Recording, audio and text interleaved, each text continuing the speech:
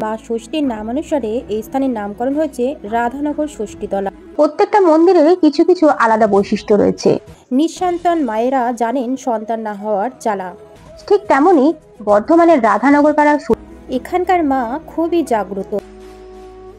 Doctor চিকিৎসা করেও কোনো উপায় পায়নি এমন অনেকেই সন্তান লাভ করেছেন। Hello friends, welcome back to my channel Tunai official AG. তোমাদের সকলকে আমার চ্যানেলে স্বাগত জানাই। আমি টুনাই। আজ আমি যাচ্ছি বর্ধমানের রাধানগর পাড়ার মন্দিরে। মন্দিরে কি কি ঠাকুর আছে আমার সঙ্গে থাকো, আমি তোমাদেরকে দেখাবো মন্দিরের ঠাকুরগুলো আর মন্দিরে তথ্য দেবো।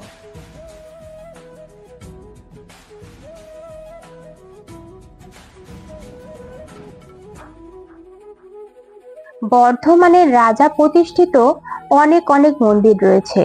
200 বছর, 300 বছর, 150 বছরের পুরনো মন্দিরও আমরা দেখতে পাই। প্রত্যেকটা মন্দিরের কিছু কিছু আলাদা বৈশিষ্ট্য রয়েছে। ঠিক তেমনি বর্ধমানের রাধানগর পাড়া ষষ্ঠীতলায় এই মা ষষ্ঠীর মন্দির। এই মন্দিরে একটা আলাদা রকমই বৈশিষ্ট্য রয়েছে। সেই বৈশিষ্ট্য আমি আজ তোমাদেরকে এই ভিডিওতে বলবো। তাই বলবো বন্ধুরা, তোমরা স্কিপ না করে পুরো ভিডিওটা দেখো আর টুনাই অফিসিয়াল এজি চ্যানেলের সঙ্গে থেকো।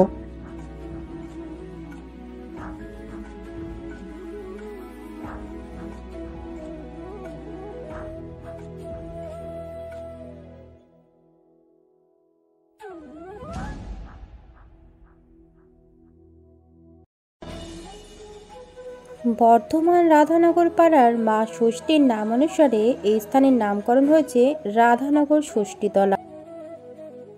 এখানকার মা খুবই জাগ্রত। এখানের স্থানীয় লোকেদের কাছে জানা যায় মা ষষ্ঠীতলায় মানত করে সন্তানহীন মায়েরা সন্তান লাভ করেছেন। নিঃসন্তান মায়েরা জানেন সন্তান না হওয়ার জ্বালা, ডাক্তার চিকিৎসা করেও কোনো উপায় পায়নি এমন অনেকেই সন্তান লাভ করেছেন মা ষষ্ঠীকে মানত করে। অনেকেই মা হতে পেরেছেন। মা ষষ্ঠীর সঙ্গে আরও দুটি দেবতাও এই মন্দিরে বিদ্যমান, শিবলিঙ্গ ও মা কালী।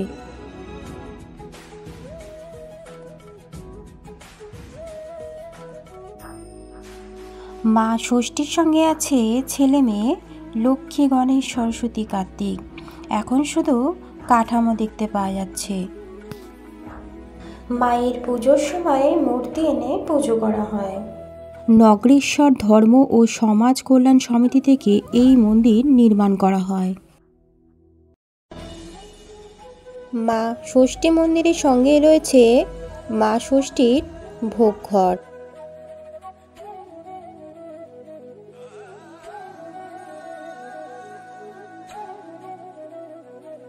আর এই ভোগঘরের পাশেই আছে বিরাট অশ্বত্থ গাছ। আমরা জানি হিন্দু শাস্ত্র অনুসারে অশ্বত্থ গাছে 33 কোটি দেবতার বাস। অশ্বত্থ গাছের তলায় আছে কয়েকটি শিবলিঙ্গ ও হনুমানজির মূর্তি।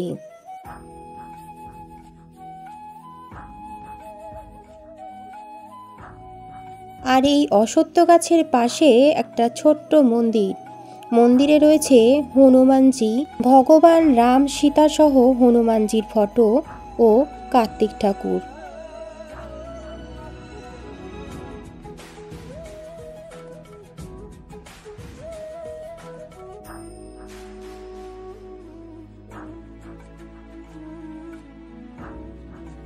মা ষষ্ঠীর মন্দিরে তোমরা আসতে চাইলে বা পুজো দিতে চাইলে তোমরা বর্ধমান স্টেশনের বাইরে টোটো ধরে রাধানগর ষষ্ঠীতলা মন্দির যাব বললেই হবে।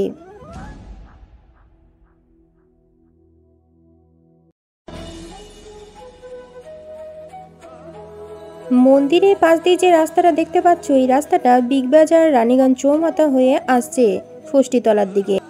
আর এই রাস্তাটা কালীবাজার হয়ে ডান দিকে এই গলি দিয়ে ঢুকে আসছে রাধানগর ষষ্ঠীতলার দিকে। এই মন্দিরের মতো সোনার কালী মন্দির, বাবা কামেশ্বর মন্দির, রাধা বল্লভ মন্দিরেরও এক অন্যতম বৈশিষ্ট্য আছে। বন্ধুরা, তোমরা আমার চ্যানেলে গিয়ে মন্দিরগুলো ভিজিট করতে পারো। আরও অন্যান্য মন্দিরের ভিডিও দেখতে হলে আমার চ্যানেলটা অবশ্যই এটা সাবস্ক্রাইব করে ফলো করে রেখো।